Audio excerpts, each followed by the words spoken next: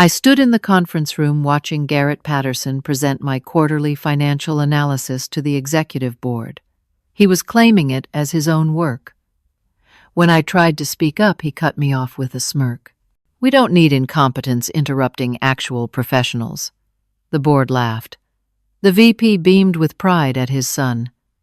My 3 years of impeccable work, my late nights, my perfect track record erased in one moment. I left the room, my career in ashes, my credibility destroyed. I walked back to my cubicle, in a daze, my legs moving on autopilot while my brain struggled to process what had just happened. The fluorescent lights overhead felt too bright, the carpet beneath my feet too soft. Everything surreal.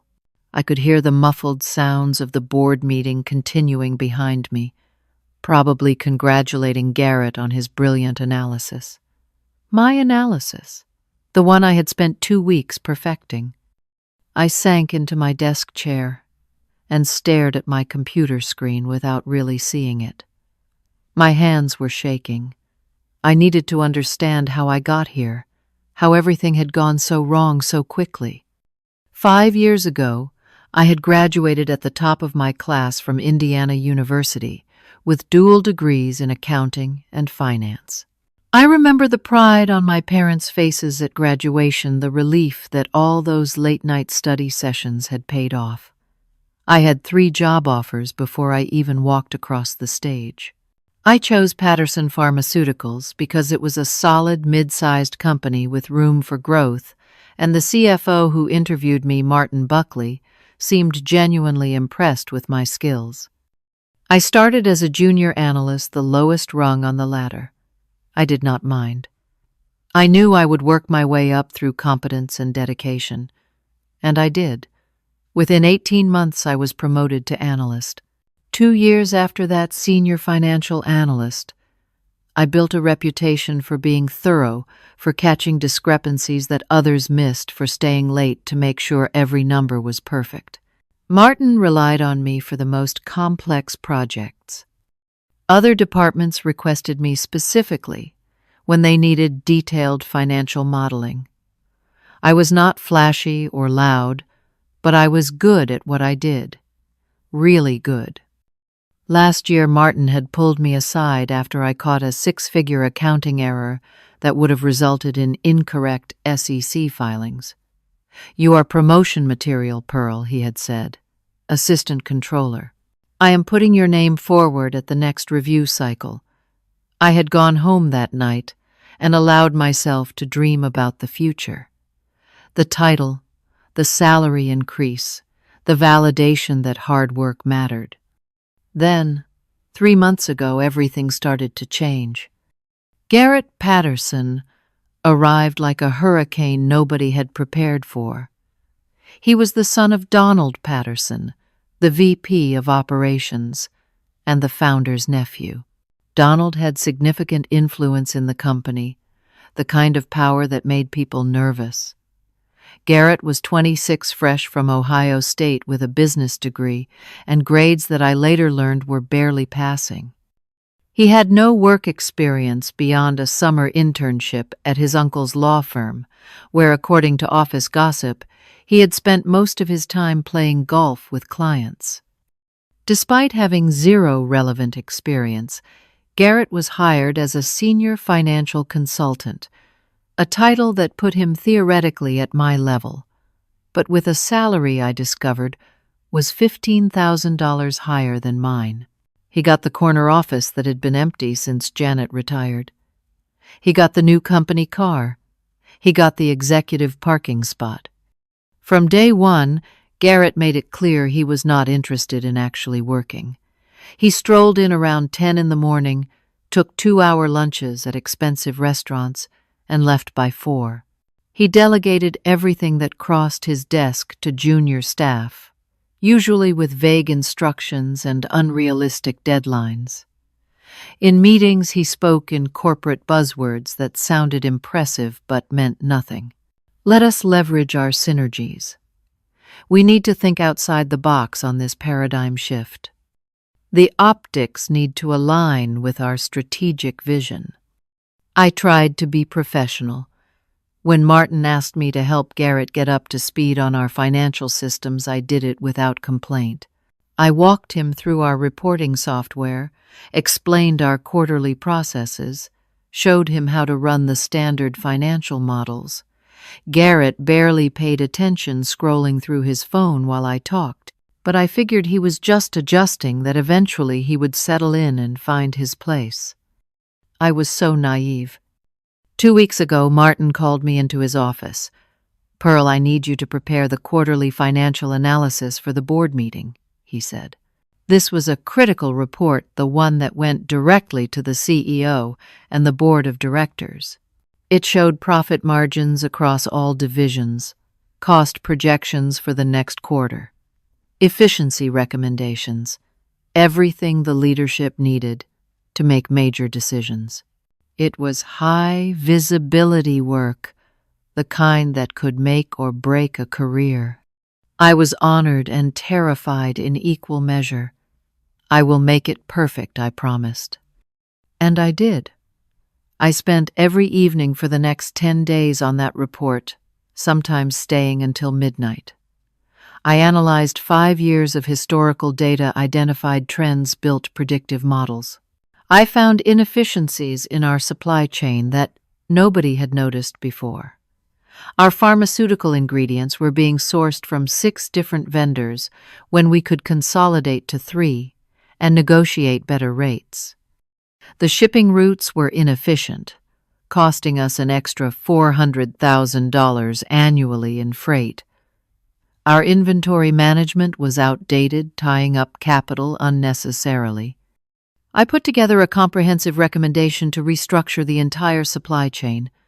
My projections showed we could save $3 million annually without impacting product quality or delivery times. It was the kind of analysis that made careers. I was proud of it in a way I had rarely been proud of my work before. I sent the final draft to Martin on a Wednesday evening. He responded within an hour. "This is exceptional work, Pearl. Truly exceptional. The board is going to be impressed." I went home that night feeling like I was finally getting the recognition I deserved. The next day, Thursday, Garrett stopped by my cubicle. He had never done that before. He leaned against the partition with studied casualness. "Hey, so I heard you did the quarterly analysis for the board meeting." "Yes, I just finished it," I said, not sure where this was going. Cool. So I am supposed to present something at the meeting too. Kind of a get my feet wet thing, you know. Dad wants me to have more visibility. Would you mind if I took a look at your report? Just to learn the process, see how it is done. Something felt off, but I could not articulate why. Refusing would seem petty and territorial. "Sure," I said. "I will forward it to you." "Awesome. You are the best, Pearl." I sent him the file thinking I was being collegial, helping a new colleague learn. I was so stupid. The board meeting was scheduled for Monday morning at 9.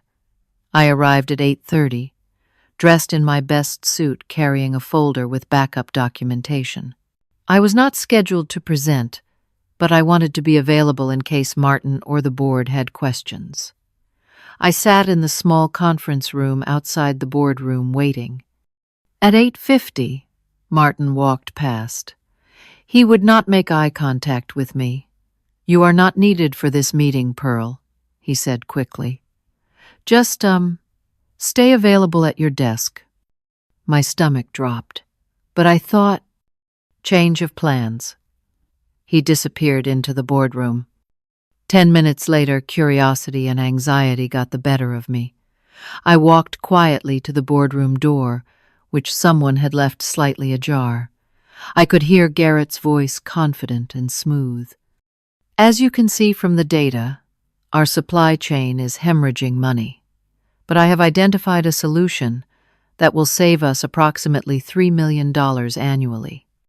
My blood ran cold.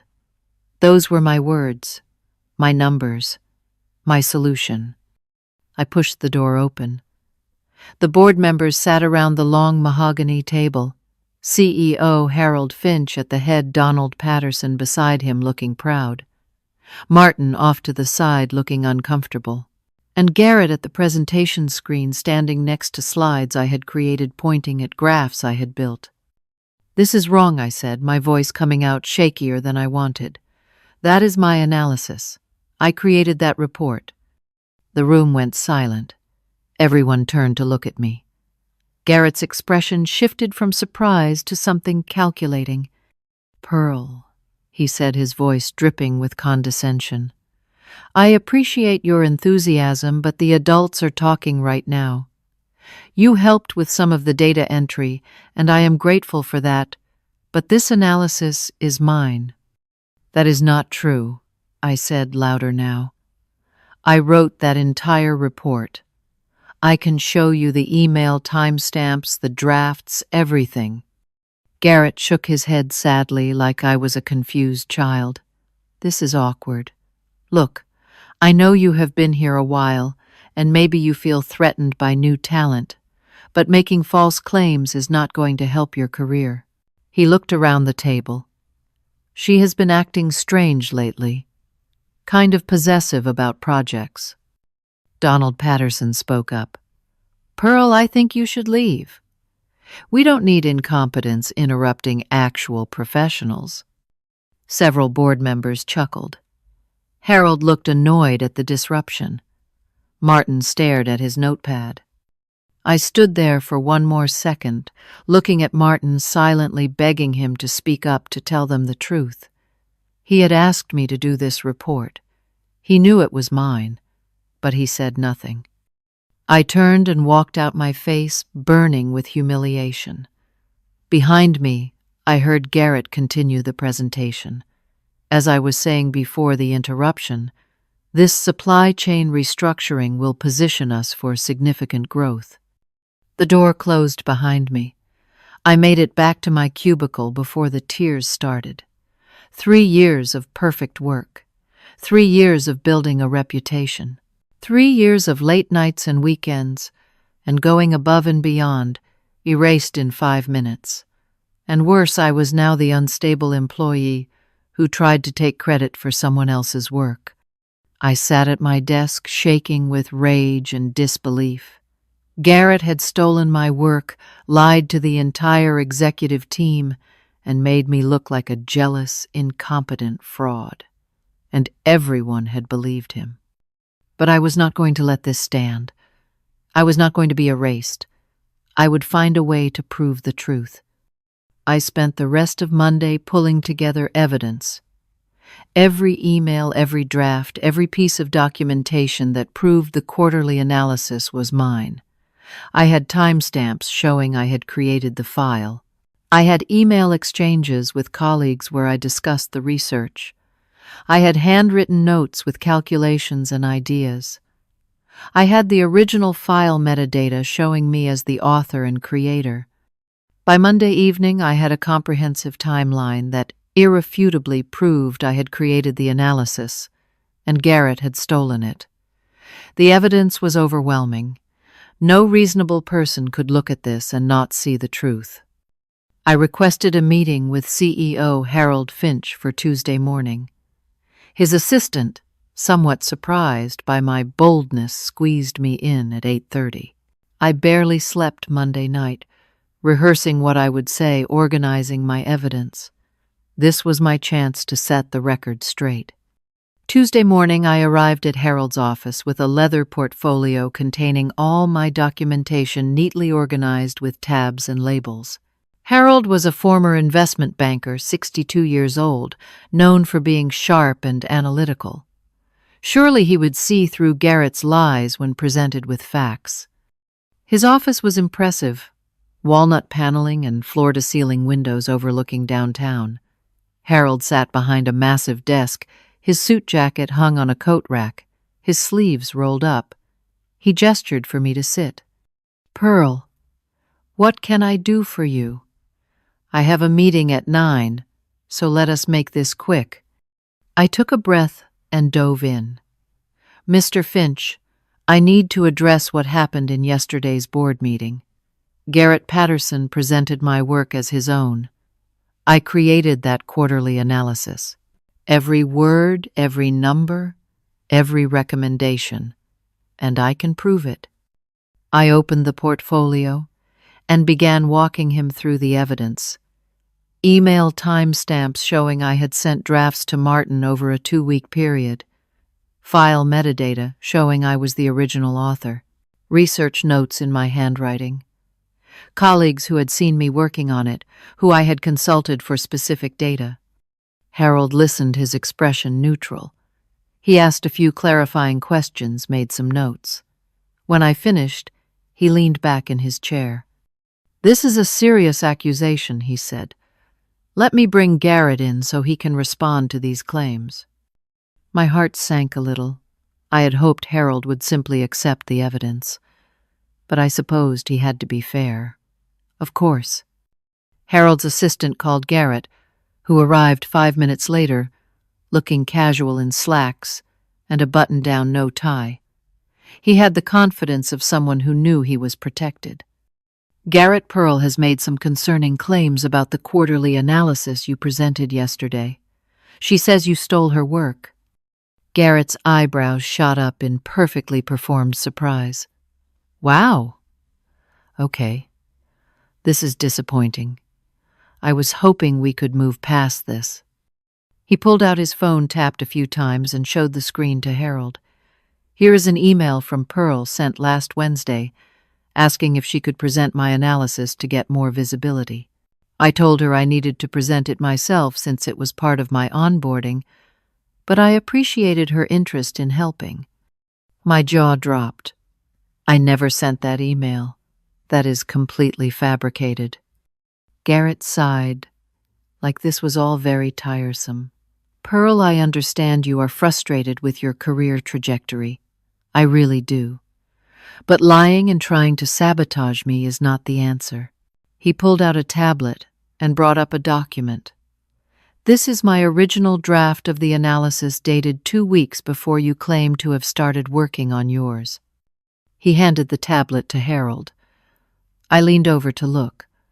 It was a version of the report with Garrett's name in the header and a timestamp from 3 weeks ago. But that was impossible. I had created the structure, the analysis, everything. This had to be a forgery. "That is fake," I said. "He must have altered the metadata or created a backdated file. The real original is on the company server with my name on it." Garrett shook his head sadly. "This is getting ugly. Look, Pearl, I know you have been here longer than me, and maybe you feel like I am moving up too fast. I get it. I tried to be nice. I even let you help with data entry on my project because you seemed eager to learn. But now you are trying to steal credit for my work, and when that did not work, you are making wild accusations." His voice cracked slightly, an impressive bit of acting. "I came here to build a career to contribute. My dad told me some people might resent me because of my last name, but I did not want to believe that. I wanted to succeed on my own merit." He looked at Harold with wounded eyes. "I worked really hard on that analysis, day and night for 2 weeks, and now Pearl is trying to destroy me with lies." I felt like I was in a nightmare. Everything he just said is a lie. He barely comes to work. He delegates everything. He could not have created that analysis because he does not even understand our financial systems. Harold held up a hand. "All right, this is clearly a complex situation. I am going to need to investigate further. But Pearl, I have to tell you, making accusations like this without absolute proof is dangerous. It creates a hostile work environment. I have proof," I insisted, pushing my portfolio forward. "All the evidence is right here." Harold glanced at the portfolio, then at Garrett's tablet. "I see 2 people with conflicting evidence. I need time to sort through this." He looked at me sternly. "In the meantime, I am giving you a written warning for creating a disruption and making unfounded accusations against a colleague. This will go in your personnel file. I could not breathe. A written warning. I had never had so much as a late arrival in 5 years, and now I had a disciplinary action in my file. And Pearl Harold continued, your promotion to assistant controller is on hold indefinitely pending the outcome of this investigation. The promotion Martin had promised me. The future I had been counting on. Gone. Garrett stood up. I appreciate you taking this seriously, Mr. Finch. I just want to do good work. He glanced at me with a look of pure triumph before carefully arranging his face back into wounded innocence. As we left Harold's office, I saw Donald Patterson standing near the elevator, arms crossed, watching. He had been waiting. He had heard everything through the open door. I told Harold you would be trouble, Donald said to me. You have always been resentful of people more talented than you. I walked past him without responding, my vision blurred with angry tears. Back at my desk, I stared at my computer screen, my hands trembling. How had this happened? I had evidence. I had proof. But Garrett's forgeries were sophisticated enough to create doubt, and his acting was convincing enough to make me look like the villain. That afternoon, Beth from accounting stopped by my cubicle. Beth and I had worked together on several projects. She was sympathetic and kind. I heard what happened, she said quietly. For what it is worth, I believe you. I have seen Garrett in meetings. He barely knows the difference between EBITDA and P and L. There is no way he created that analysis. Thank you, I whispered. That means more than you know. But Pearl Beth said, her voice dropping even lower. Be careful. The Patterson family does not forgive people who cross them. I have seen it before. She left, and I sat alone with that warning echoing in my head. But I could not give up. I would not let Garrett destroy my career with lies. I decided to go to Human Resources and file a formal complaint. Surely HR had protocols for situations like this. Surely they would investigate properly. I was about to learn just how wrong I was. Wednesday morning, I went to the Human Resources Department on the 3rd floor. The HR director, Greg Sutherland, had been with the company for 12 years. He was in his early 50s, professional, looking with graying hair and wire-rimmed glasses. I had never interacted with him much, but he had a reputation for being fair and by the book. His office was neat and organized walls, covered with framed certificates about HR management and employment law. I sat across from his desk and explained the situation from the beginning. Garrett stealing my work, the forged evidence, the board meeting, humiliation, Harold's dismissal of my proof. Greg listened carefully, taking notes on a legal pad. He asked clarifying questions about timelines and specific documents. He seemed thorough and professional. This is a serious matter, he said when I finished. Intellectual property theft, potential forgery, retaliation. If what you are saying is true, we have significant problems. Relief washed over me. Finally, someone was taking this seriously. I am going to open a formal investigation, Greg continued. I will need copies of all your evidence. Can you leave those with me? Of course. I handed over the portfolio with copies of everything. Emails, drafts, notes, metadata, reports, colleague, statements, everything I had gathered. I will review this thoroughly, Greg promised.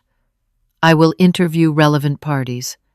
Give me about a week to conduct a proper investigation. We will get to the bottom of this, Pearl. Our company values integrity. I left his office feeling like I could breathe again. HR was investigating. The truth would come out. I just had to be patient. I spent the rest of the week trying to do my regular work, though I was distracted and anxious. I noticed people whispering when I walked by. The break room went silent when I entered. Word had spread that I had accused the VP's son of stealing my work. Some people looked at me with sympathy. Most looked away uncomfortably. On Friday, Martin finally spoke to me, pulling me aside after a department meeting. "Pearl, I hope you know what you are doing. Going after Garrett like this, it is dangerous." "I am not going after him. I am defending myself with the truth." Martin looked pained. "The truth is complicated when powerful people are involved. I have been here 18 years. I have seen good people get crushed for less. So you are just going to let him steal from me? You know I created that report. You asked me to do it. What I know and what I can say are two different things," Martin said quietly. "I have a family. I have a mortgage. I am sorry, Pearl. I really am." He walked away, and I understood with cold clarity that Martin was never going to back me up. He was too afraid for his own job. I was on my own. Monday morning, exactly 1 week after I filed the complaint, I was called back to Greg's office. I walked in feeling nervous, but hopeful. A week was enough time for a thorough investigation. Greg would have seen the evidence, interviewed people, found the truth. But when I sat down, Greg's entire demeanor had changed. He was cold, almost hostile. On his desk was a thick file folder. "Pearl, I have completed my investigation into your complaint." He opened the folder. "I have determined that your accusations against Garrett Patterson are baseless and malicious." My stomach dropped. "What?" "That is impossible. I gave you all the evidence. The evidence you provided has been reviewed and found to be inconclusive. Meanwhile, I have received multiple complaints about your behavior." He slid a document across the desk. It was a report summarizing alleged complaints from coworkers. According to this document, I was aggressive, spread false rumors, created a hostile work environment, and made threatening statements about Garrett. "These complaints are lies," I said, my voice rising. "Who made these complaints? I want names." "The complaints are confidential. I cannot reveal the identities of employees who come forward in good faith." "Good faith? They are lying. Show me the actual complaint forms. Let me see when they were filed." "That information is confidential as well." I stared at him in disbelief. "You are protecting them. You are covering this up." Greg's expression hardened. "Pearl, you need to understand the seriousness of your situation. You have made false accusations against a valued employee. You have disrupted company operations. You have created a hostile work environment. If you continue this vendetta, you will be terminated." "Where is my evidence?" "The portfolio I gave you with all the documentation." "Unfortunately, that file seems to have been misplaced. These things happen with paper documents." "Of course it was misplaced. Of course."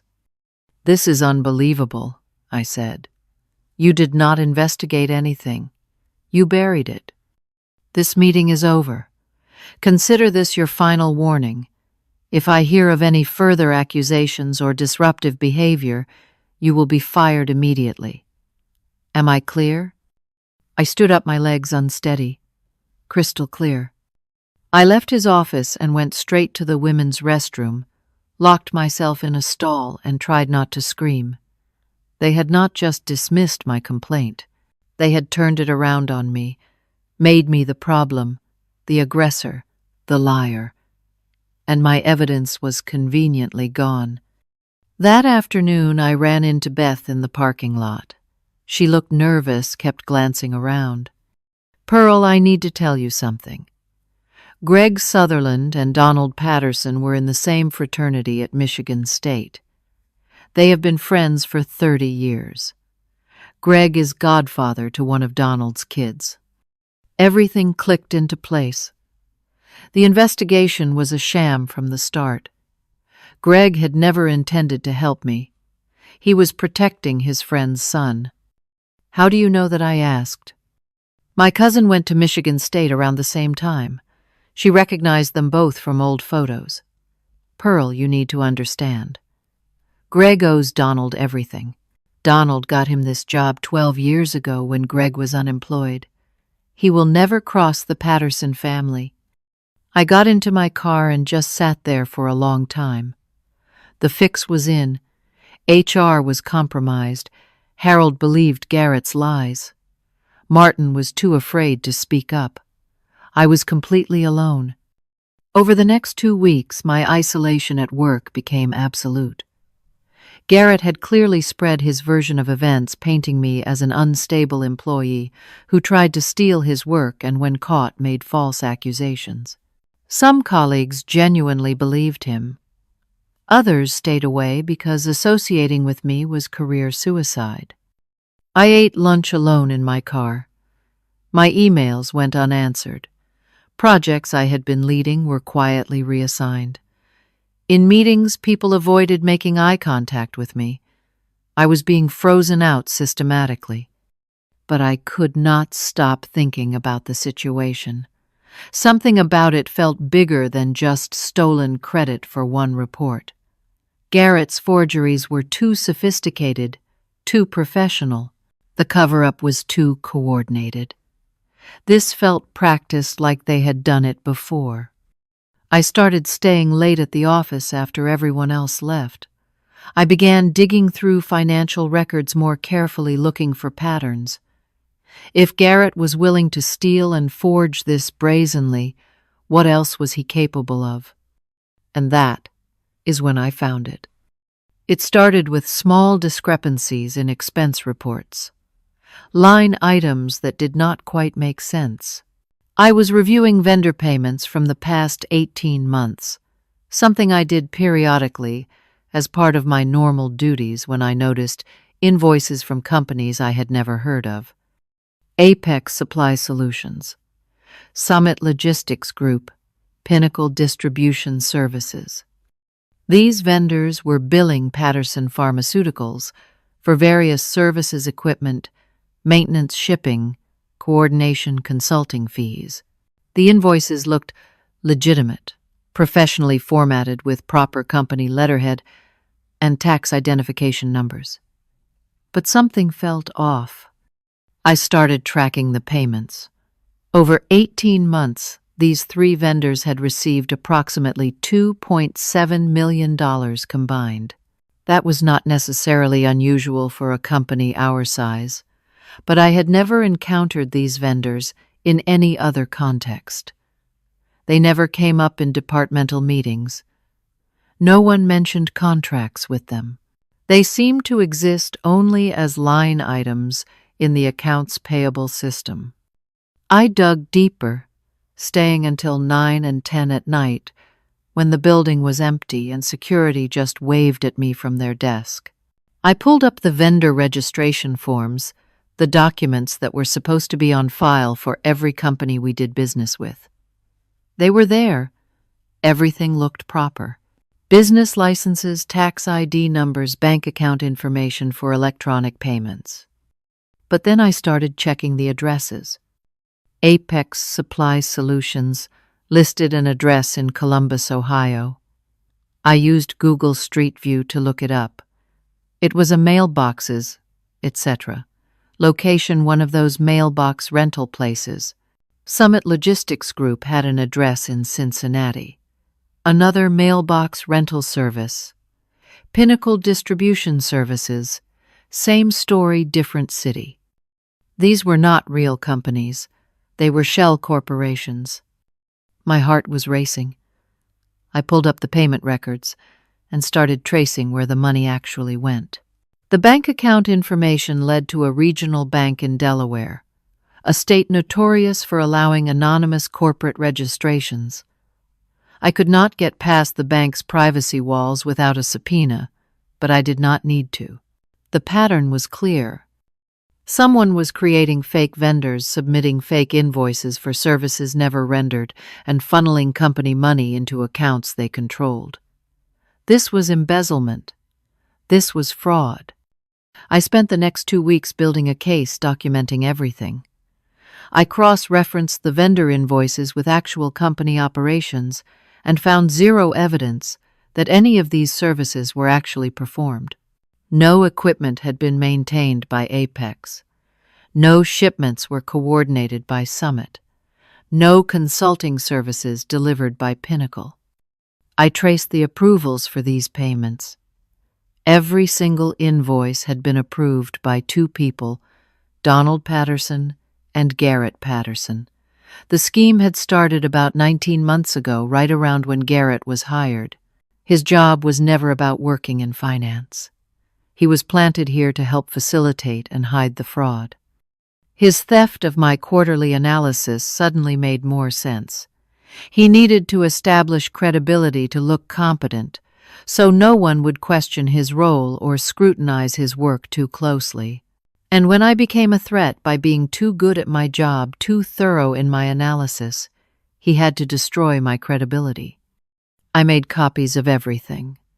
Multiple copies. I kept one set at home hidden in my apartment, another set in a safety deposit box at my bank, and one set on a flash drive that I carried with me everywhere. I knew I could not go to the company with this. They had already proven they would not listen to me. I needed to go outside.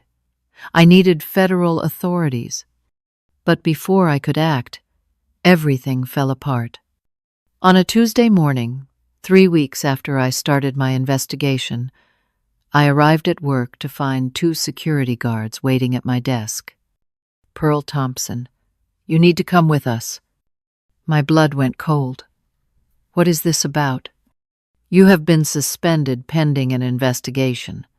We need to escort you from the building." "Investigation into what?" "That will be explained by HR and executive management."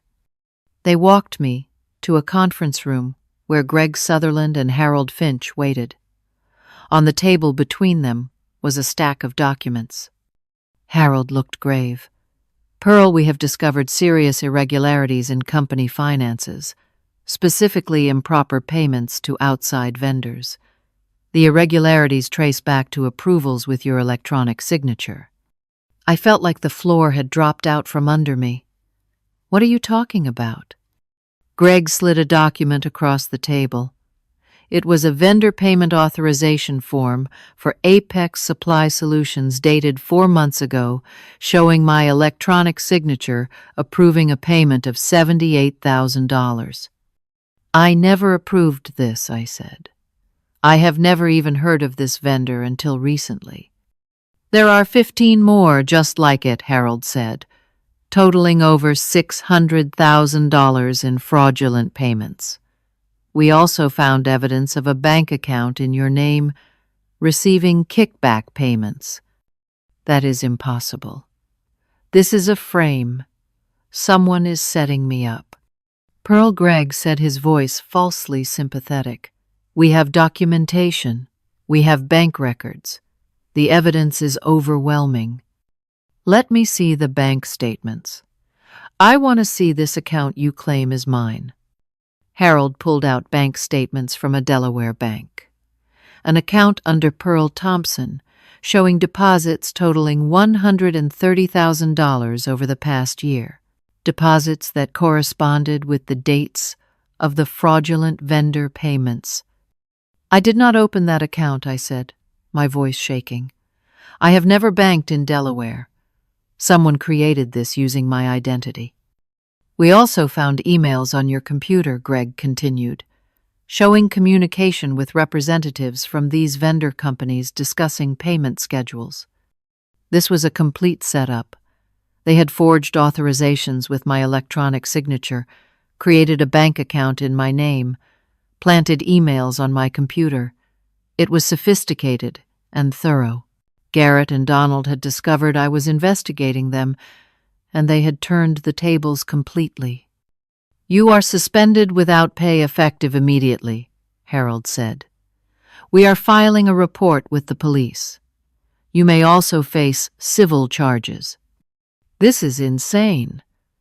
I am being framed. You will need to leave the premises now. Security will supervise while you collect your personal belongings. Your computer and files are being seized as evidence. I stood up, my mind reeling. You are making a huge mistake. The real thieves are Garrett and Donald Patterson. They are the ones running the embezzlement scheme. I was investigating them, and now they are framing me. Greg shook his head. More wild accusations. This is exactly the kind of delusional behavior we have been documenting. The security guards escorted me back to my desk. Co-workers watched, some with shock, some with knowing looks like they had expected this all along. I gathered my few personal items, a photo of my parents, a coffee mug, a sweater from my desk drawer. Everything fit in one small box. They walked me out through the lobby, past reception, out the front doors. It was 10:30 in the morning. The sun was too bright. I stood in the parking lot holding my box of belongings, unemployed and facing potential criminal charges. My phone buzzed. A text from Beth. I am so sorry. They are telling everyone you were caught embezzling. What happened? I got in my car and drove home in a daze. When I arrived at my apartment, I sat on my couch and stared at the wall. They had beaten me. They had not just destroyed my career, they had destroyed my life. I was facing criminal charges for fraud I did not commit. My bank accounts would be frozen. My name would be in the police reports, maybe the newspapers. No one in finance would ever hire me again. I thought about running, getting in my car, and driving somewhere far away, starting over with a new name. But that would make me look guilty. And besides, I did not have enough money. My savings were modest. I could not afford to run. I pulled out my phone and stared at it for a long time. Then I scrolled through my contacts to a name I had not called in almost 6 years. Rachel Winters. My former colleague from a lifetime ago. Before I joined Patterson Pharmaceuticals, I had worked somewhere else. Somewhere I had never mentioned to anyone at the company. Somewhere that might be my only hope now. I took a breath and made the call. What nobody at Patterson Pharmaceuticals knew, what I had never put on my resume or mentioned in casual conversation, was where I had worked before joining them 5 years ago. For 3 years straight out of graduate school, I had been a forensic accountant for the Securities and Exchange Commission. I was part of the team that investigated corporate fraud, insider trading, securities violations. I had helped build cases against executives who thought they were too smart to get caught. I had testified in federal court twice. I had a security clearance and a certified fraud examiner credential. I left the SEC because I was burned out. Fraud investigation is emotionally exhausting. You spend your days swimming in other people's greed and lies. The pay was mediocre, the hours brutal. I wanted something more stable, more normal. I wanted to work in the private sector, make decent money, have a life outside work. So, I had simplified my resume, listing my SEC experience simply as financial analyst, federal government, without details, and moved on. Nobody at Patterson asked for specifics. It was just another line in my work history. But I had kept my credentials current. I had maintained relationships with former colleagues. And I had kept one contact in particular, Rachel Winters. Rachel and I had started at the SEC the same week, both bright-eyed and naive. We bonded over terrible office coffee and long nights reviewing financial statements. She stayed when I left Rising to senior investigator. We exchanged Christmas cards and occasional emails, but had not spoken in over a year. Until 3 weeks ago, when I first started noticing the suspicious vendor payments. I had not wanted to believe what I was seeing. So I reached out to Rachel, casually asking her a hypothetical question about shell corporations and fraud patterns. I did not give her details. I just asked, if someone was investigating potential embezzlement at their company, what should they look for? Rachel had told me to document everything and stay safe. If you find something real, call me immediately, she had said. Now, sitting in my apartment, suspended, and facing false charges, I called her. Rachel Winters. Rachel, it is Pearl Thompson. Pearl, I was just thinking about you. Your hypothetical question got me curious. Did you find something? I found something, and then it found me. I told her everything. Garrett stealing my work, the frame job, the embezzlement scheme I uncovered, the sophisticated setup, making me look like the criminal. I sent her the files I had hidden, the documentation I had gathered on the fraud. Rachel listened without interrupting. When I finished, there was a long silence. Pearl, if even half of what you are telling me is true, this is big. $4 million offshore accounts, forged documents. This is securities fraud, wire fraud, money laundering. 4 million, I documented. 2.7. If they have been doing this for 19 months with the sophistication you are describing, there is more you have not found yet. These schemes always go deeper than the initial discovery. Can you help me? I need to talk to my supervisor. But Pearl, you need to understand what you are asking for. If we open an investigation, it will take months. You will be in limbo the entire time. And if we find evidence that you were involved? I was not involved. I am being framed. I believe you. But I need to investigate without bias. Can you handle that? I can handle anything except going to prison for something I did not do. Okay. Send me everything you have. Every document, every email, every note. I will take this to my supervisor today. I sent her everything within an hour. Then I waited. 3 days later, Rachel called back. We are opening an investigation. SEC is lead, but we are bringing in the FBI because of the wire fraud and the IRS because of tax implications. This is now a multi-agency case. My legs went weak with relief. Thank you. Do not thank me yet. Here is how this works. You are going to be a confidential informant. You cannot tell anyone about the investigation. You need to act normal, act defeated. Let them think they won. Can you do that?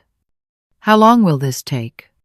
These cases are slow, probably 2 to 3 months minimum before we have enough to move. In the meantime, you are still suspended, still facing accusations. That does not go away until we build our case. I understand. Pearl, if they catch on, that you are cooperating with us, if they suspect anything, they will destroy evidence. So you need to sell it. You need to act broken. That will not be hard. For the next 3 weeks, I lived in purgatory. My bank accounts were frozen as part of the company's internal investigation. I was living on my credit card, which was maxing out fast. My landlord called about next month's rent. I did not have an answer. The local business newspaper ran a story, Patterson Pharmaceuticals discovers internal fraud employee suspended. My name was not mentioned, but everyone in the industry knew. Former colleagues stopped returning my calls. My LinkedIn profile got dozens of views, but no messages. My parents called, worried and confused. Pearl, honey, what is happening? We heard something about an investigation. It is a misunderstanding, Mom. It will be sorted out. But the news said fraud. They said someone stole money. It was not me. I promise. Just trust me. The doubt in her voice broke my heart. Meanwhile, federal agents were quietly working. Rachel checked in every few days with updates. They had executed search warrants on the shell corporations seizing records. They were tracing the offshore accounts. They were reviewing 5 years of Patterson Pharmaceuticals' financial records. They had identified 17 fraudulent vendors, not just the 3 I found. The total theft was over $4.2 million. They discovered the forged documents in Garrett's computer, the drafts, where he practiced my electronic signature. They found emails between Garrett and Donald discussing the scheme using coded language they thought was clever but was transparently obvious to investigators. They found the bank records showing the stolen money being transferred to accounts controlled by a trust registered in Donald's wife's maiden name. "It is an airtight case," Rachel told me. "These guys were arrogant. They thought they were untouchable." "When will you move?" "Soon. We are just tying up loose ends." While the investigation proceeded invisibly, I was drowning. I was 3 weeks behind on rent. I had $14 in my checking account. I could not get another job because any background check would show the pending investigation. I was eating ramen noodles and peanut butter. My parents offered money, but I refused. I had too much pride even when pride was a luxury I could not afford. I spent my days in my apartment watching daytime television, feeling like a ghost. At night, I could not sleep. I kept replaying everything, wondering if I could have done something differently, if I could have been smarter or more careful. Beth called one evening. "Pearl, I am so sorry. Garrett got to me. He threatened my job if I stayed in contact with you. I should have been braver." "It is okay. I understand. For what it is worth, I never believed you were guilty. I just could not risk everything. I have student loans. My mom is sick. I need this job. I know. It is fine." But it was not fine. I was more alone than I had ever been in my life. One night I sat in my apartment, with the lights off, staring at nothing.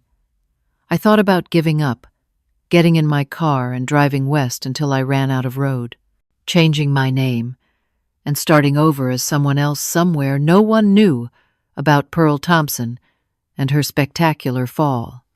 But something stopped me. Maybe it was stubbornness. Maybe it was the knowledge that somewhere federal agents were building a case. Maybe it was just refusal to let Garrett and Donald win completely.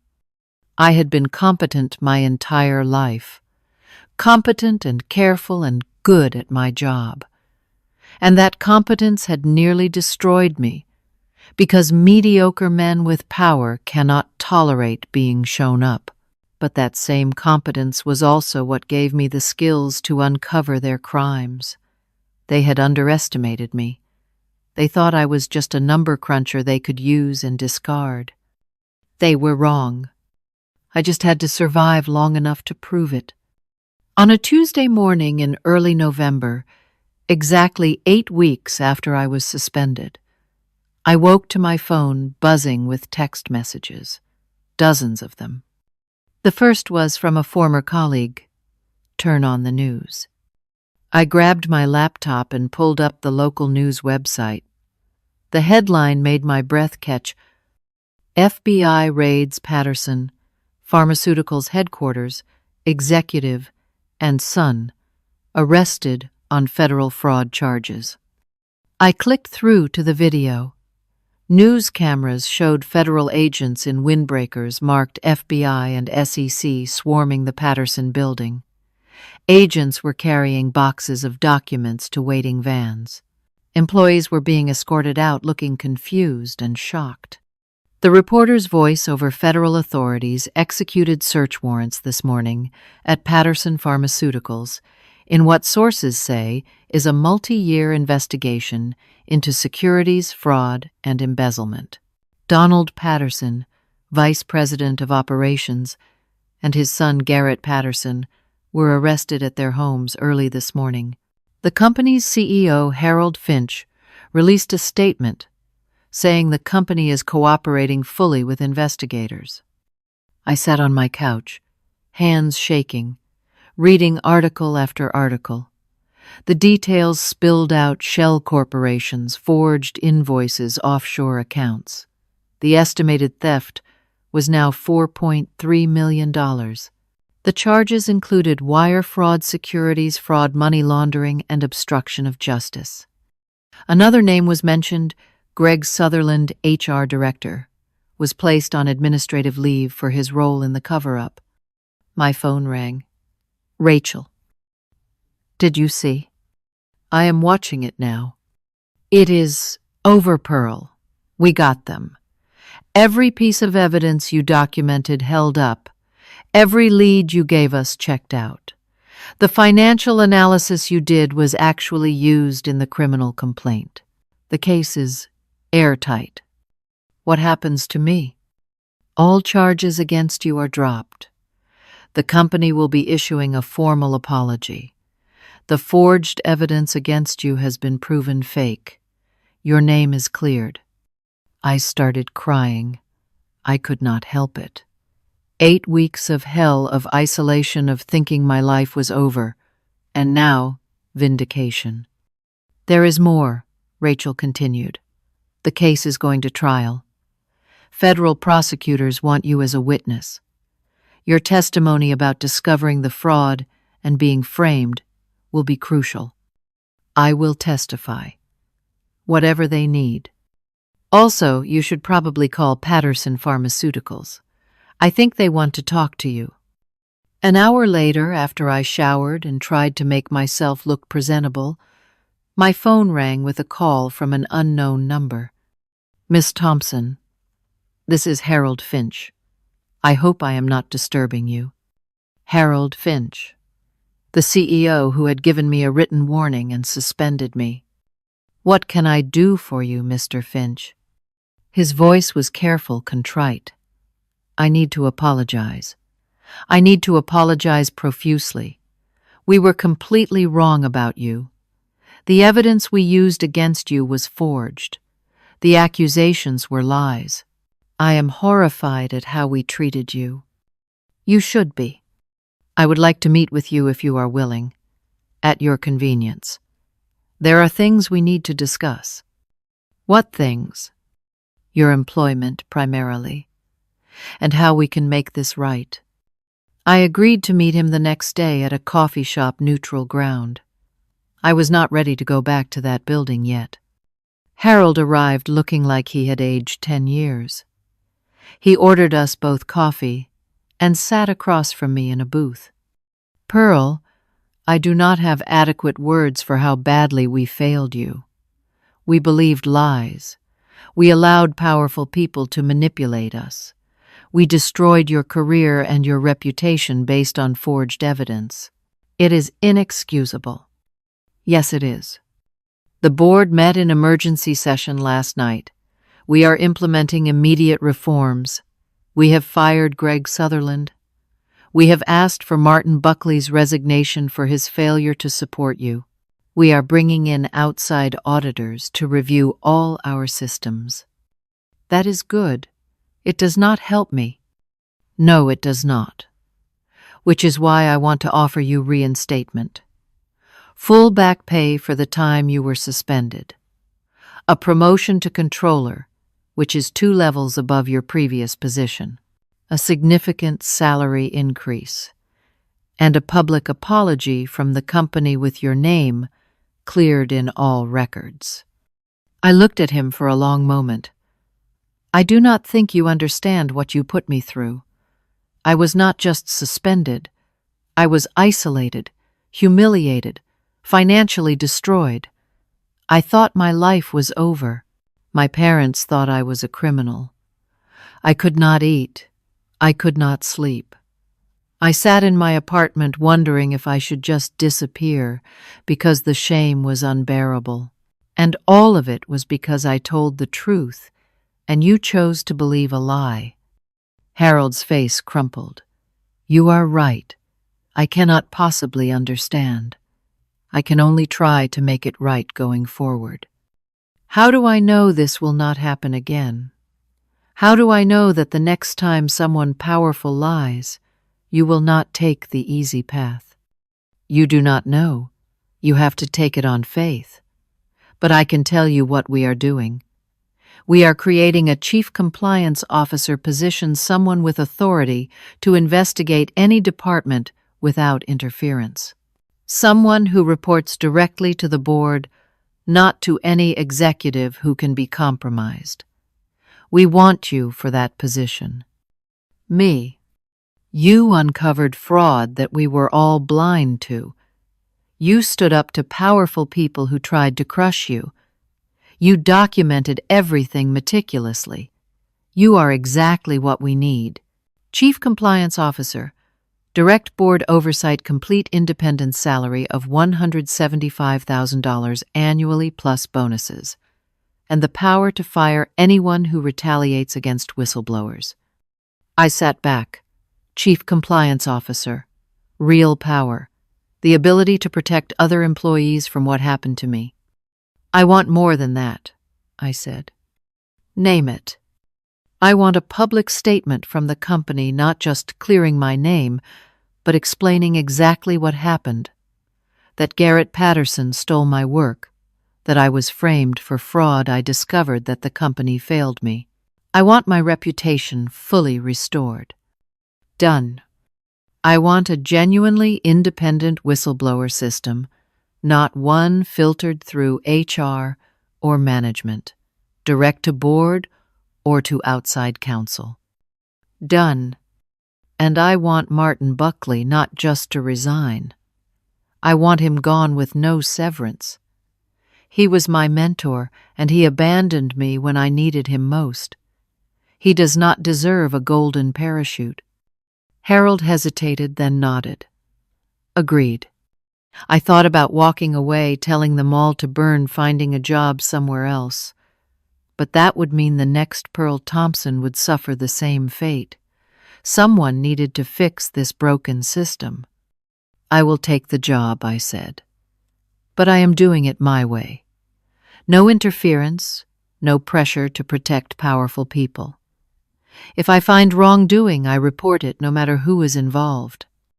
That is exactly what we are asking you to do. We shook hands. 3 days later, Patterson Pharmaceuticals issued a press release. It explained the fraud scheme, Donald and Garrett's arrests, and made clear that a senior financial analyst named Pearl Thompson had uncovered the fraud and been wrongfully accused. The company apologized publicly and announced my appointment as Chief Compliance Officer. My phone exploded with messages. Former colleagues apologizing. Industry contacts congratulating me. Headhunters from bigger companies trying to recruit me. The local business newspaper ran a profile. Whistleblower who caught corporate fraud now leads company ethics reform. I returned to Patterson Pharmaceuticals on a Monday morning, this time walking through the front doors with my head high. Employees stared as I passed. Some looked ashamed, some looked impressed.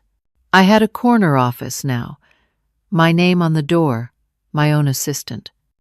My first act as Chief Compliance Officer was to implement new fraud detection systems, the kind I had learned about at the SEC. My second was to create a truly independent whistleblower hotline, managed by outside counsel, with protections against retaliation written into company policy. My third was to personally train all employees on ethics and integrity. The culture began to shift. People who had been afraid to speak up before started reporting concerns. Issues that had festered in silence came to light. Patterson Pharmaceuticals was not perfect, but it was getting better. The criminal case moved forward. Donald Patterson and Garrett Patterson were indicted on 37 federal charges. Their lawyers tried every trick, but the evidence was overwhelming. I testified at the trial, walking the jury through how I discovered the fraud and how I was framed. Garrett sat at the defense table looking smaller than I remembered, his arrogance completely gone. The jury deliberated for 3 hours, guilty on all counts. Donald Patterson was sentenced to 8 years in federal prison. Garrett got 5 years. They were ordered to repay the stolen money plus penalties and interest. Their names became synonymous with corporate fraud in the region. Donald's family lost their house. Garrett's finance degree became worthless. The careers they tried to build on lies and theft were permanently destroyed. Standing in that courtroom when the verdict was read, I felt something I had not felt in months' peace. Not happiness, exactly not yet, but the kind of deep relief that comes when a long nightmare finally ends. I thought about everything that led to that moment. How Garrett had called me incompetent, dismissed me in front of the board, stolen my work. How I had been gaslit, isolated, accused, and nearly destroyed. How I had come within inches of giving up, of believing the lies they told about me. But I had not given up. And in the end, the truth came out. Not easily, not quickly, but inevitably. In the months that followed, I rebuilt my life. I paid off my debts. I moved to a better apartment. I reconnected with my parents, who cried with relief when they understood the full story. I started sleeping through the night again. At Patterson Pharmaceuticals, I became someone junior employees sought out for advice. Young analysts, especially women, would stop by my office with concerns about their careers, about difficult managers, about situations where they felt undervalued or threatened. One afternoon, a young analyst named Harper came to see me. She was 24, brilliant with numbers and terrified. "My manager keeps taking credit for my work," she told me. "He presents my analysis in meetings and never mentions my name.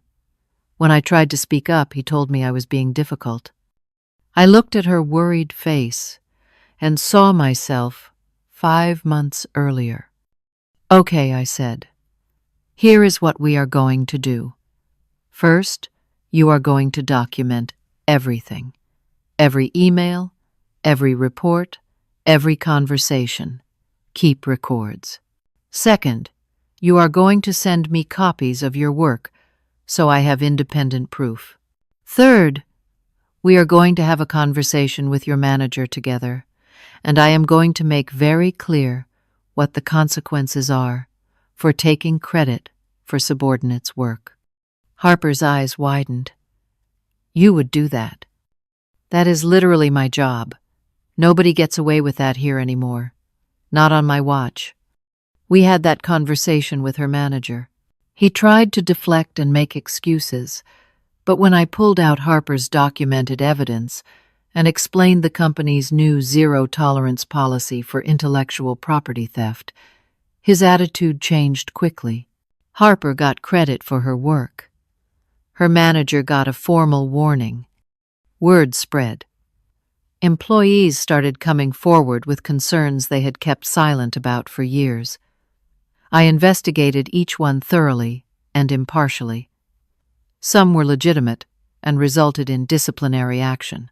Some were misunderstandings that got resolved through mediation. But every single person who came forward was protected from retaliation. 6 months into my new role, the board asked me to present at the annual company meeting. I stood in front of 500 employees and told my story. Not the sanitized version, but the real one. How I had been stolen from, lied about, and nearly destroyed for doing the right thing. I learned some hard lessons, I told them. I learned that competence threatens mediocrity, and mediocre people with power will try to destroy you rather than improve themselves. I learned that institutions fail, that systems can be corrupted, and that sometimes you have to go outside those systems to find justice. I learned that documentation is power. Every email you save, every note you take, every record you keep might become the evidence that saves you. I paused, looking around the room. But most importantly, I learned that integrity is not about being nice or going along to get along. Integrity is standing alone when necessary. It is enduring punishment for telling the truth. It is trusting that eventually, if you hold on to the truth tightly enough, it will prevail. Not always quickly, not always easily, but it will prevail. The room was silent. Then someone started clapping, then another. Within seconds, the entire room was on their feet applauding. I saw tears on some faces. I saw determination on others. After the meeting, dozens of people came up to thank me, to tell me their own stories of being dismissed or undermined, to say that seeing me succeed gave them hope. That night, alone in my apartment, I thought about the Pearl Thompson who had walked out of that board meeting 8 months ago, humiliated and destroyed. I thought about how close she had come to giving up. I thought about the moment sitting in the dark, contemplating disappearing, entirely wondering if the fight was worth it. It was worth it. Not just because I won, not just because the bad guys went to prison, but because by refusing to be erased, by insisting on the truth, even when it cost me everything, I changed something bigger than my own career. I made it safer for the next person. I proved that competence and integrity matter more than power and connections. Garrett Patterson called me incompetent. He tried to destroy my career with lies and theft. He underestimated me because he could not imagine that someone he dismissed so easily might have the skills and courage to end him. One audit. That is all it took. One forensic audit by someone who actually knew what she was looking for. Someone who had been trained by the federal government to spot fraud. Someone whose competence was so far beyond his that the comparison was laughable. He called me incompetent. I ended his career with that one audit, and I built mine into something stronger and more meaningful than it ever would have been without the fight. I keep a copy of that original quarterly analysis framed in my office, now the one Garrett stole. My name is on it officially and permanently. Below it, I have a small plaque with a quote I read somewhere. Your competence is your power. Do not let anyone convince you otherwise. Young analysts who visit my office ask about it. I tell them the story. I tell them to be so good at what they do that they cannot be ignored, to document everything, to stand up for themselves even when it costs them, to never ever let someone else take credit for their work. And I tell them the most important truth I learned. When someone tries to dismiss you, to diminish you, to erase your competence, it is usually because your competence threatens their mediocrity. That is not a reason to shrink. That is a reason to stand taller. So here is my question for you. Have you ever had someone try to take credit for your work or dismiss your competence? How did you handle it? I would love to hear your stories in the comments below. Your experience might help someone else who is facing a similar situation right now. If this story resonated with you, please hit that like button. It helps more people find these stories and know they are not alone in their struggles. And if you want to hear more stories about standing up for yourself and overcoming workplace injustice, subscribe to this channel. I share new stories every week about real people facing real challenges and finding the courage to fight back. Share this story with someone who needs to hear it. Maybe they are facing their own Garrett right now. Maybe they are wondering if the fight is worth it.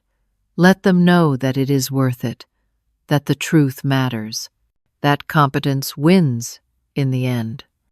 Thank you for listening to my story. Thank you for being here. And remember, your voice matters. Your work matters. Your integrity matters.